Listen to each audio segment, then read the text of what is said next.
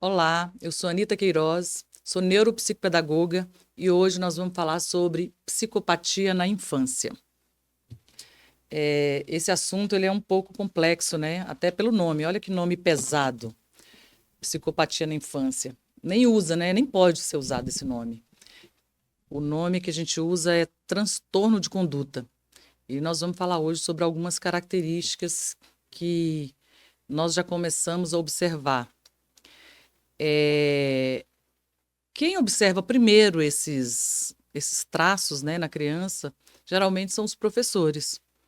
Começam lá no jardim de infância ou em casa, né, também os pais podem começar a prestar atenção em alguns fatores que torna essa criança com algumas características diferentes das outras.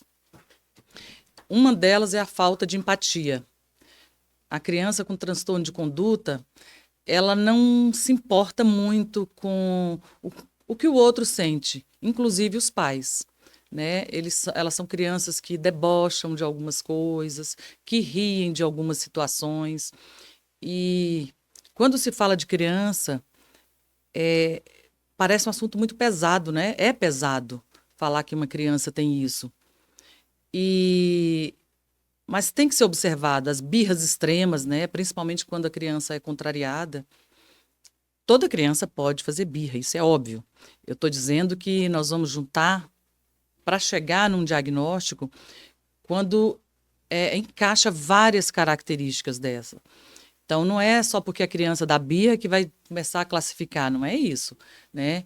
É quando isso se torna persistente e de uma maneira muito pesada, que os pais não conseguem resolver, e aí os pais já têm que procurar uma psicóloga ou um médico para ver sobre isso, né? Os surtos de raiva. A criança fica com raiva por qualquer coisa, ela fica com raiva. Ela pode quebrar tudo, é aquela criança que gosta de destruir. E ela não se importa com o que ela está destruindo. Se é dela, se é da família, se é de um estranho. Ela não se importa com isso. Ela gosta de destruir. Outra coisa é a manipulação. Esse é outro fator que a gente fala assim, nossa, mas como que criança manipula? Criança manipula, gente. Criança com transtorno de conduta manipula. Outra característica é a mentira. Eles gostam de mentir. E às vezes sem.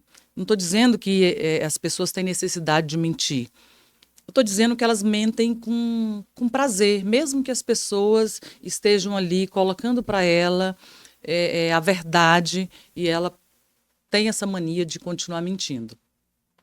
Outra coisa é indiferente à punição. A criança que tem esse transtorno, ela não se importa com punição. Ela não se importa se você vai chamar atenção, se você vai colocar de castigo. E, pelos estudos, ela não se importa nem se ela vai apanhar. Ela não.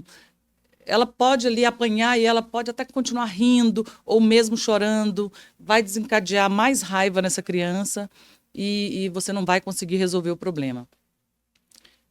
Elas também têm um charme, né? É um charme superficial para conquistar o outro, para manipular o outro. E a característica mais conhecida é a que todos sabem, né? Que é aquela crueldade com animais. As crianças, quando têm transtorno de conduta, elas não gostam muito de animais. Ou elas chegam lá com aquela coisa de que gosta, mostrando que gosta, para poder fazer alguma maldade com esse animal, que é uma coisa totalmente diferente nas outras crianças. Você pode observar que todas as crianças gostam de animais, né, de bichinhos pequenininhos, né, de filhotes. Todo mundo gosta de filhote. E então essas crianças elas não têm isso. É uma característica bem marcante que tem que ser observada. E em alguns países, essas crianças, quando apresentam esses sintomas na infância, elas são acompanhadas até a vida adulta. Aqui no Brasil, nós não temos isso. E já vi, inclusive, tive um caso uma vez numa escola que a psicóloga dessa criança, eu não sei nem se foi, não vou questionar isso, se foi ético ou se não foi, mas a criança tinha várias características e a psicóloga dessa criança chegou aí na escola para falar sobre esse assunto. E assim, eu achei estranho, porque eu nunca tinha visto uma criança com 8, 9 anos já com esse diagnóstico. Assim, é um assunto também muito pesado, mas que a família tem que observar quando, quando percebe-se essas características. E aí um questionamento que a gente escuta sempre é: uma criança com um transtorno de conduta na infância, ela será um psicopata no futuro? Não necessariamente. Não necessariamente. Por quê? Porque também precisa de terapia, precisa de tratamento e acompanhamento. Até porque também a gente tem que desmistificar esse negócio de que as pessoas acham que psicopata é aquele serial killer, aquele matador em série. Não é, né? Já está provado que aproximadamente 3% da população são psicopatas. Só que não são esses psicopatas que saem por aí, que são pedófilos, que matam, matadores em série. Não são. A maioria dos psicopatas são aqueles que estão presentes lá no seu trabalho, que tenta te derrubar, que tenta te passar a perna, aquele teu amigo que vive te manipulando, aquela pessoa lá que é muito invejosa e que você não percebe muito, porque as pessoas também não dão esse nome para uma pessoa que tem essas características, vamos dizer assim, mais suaves. De que forma a educação e a orientação familiar podem ajudar no manejo desse comportamento?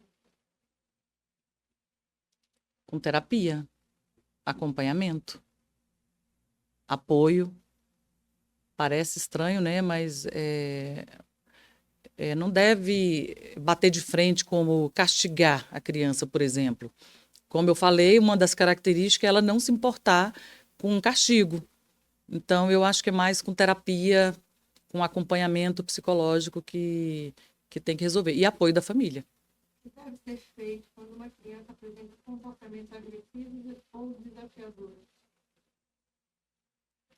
Aí que entra a parte da psicologia também. Você tem que saber lidar com isso, né? O ABA fala muito disso, como trabalhar com esses desafios, com esses comportamentos, para não incentivar, não colocar um reforço, né? Não reforçar esse comportamento. Como os profissionais da educação e da saúde podem trabalhar juntos para intervir precocemente? A primeira coisa é a observação, né? Em casa, é a família, está sempre observando. E a gente fala assim, é para comparar com outra criança? Não. Mas todo mundo percebe quando uma criança é diferente absurdamente da outra, quando ela tem um comportamento que não é o esperado. Então, isso deve ser observado. E na escola também, desde o jardim de infância, a criança, o professor já tem que estar observando todas as características dos seus alunos. Por isso, a importância dos relatórios. Última pergunta. Por que é importante evitar rótulos como psicopata para crianças em desenvolvimento? Porque não quer dizer que ela não terá essas características no futuro. Isso não quer dizer nada, entendeu? A gente tem que contar também com o meio que ela vive, se isso não é um reforçador ou não. E sobre o tema, esse tema que nós acabamos de falar, transtorno de conduta, qual a sua opinião? Já passou por alguma experiência? Você conhece alguém? Deixe nos seus comentários e nos vemos no próximo encontro.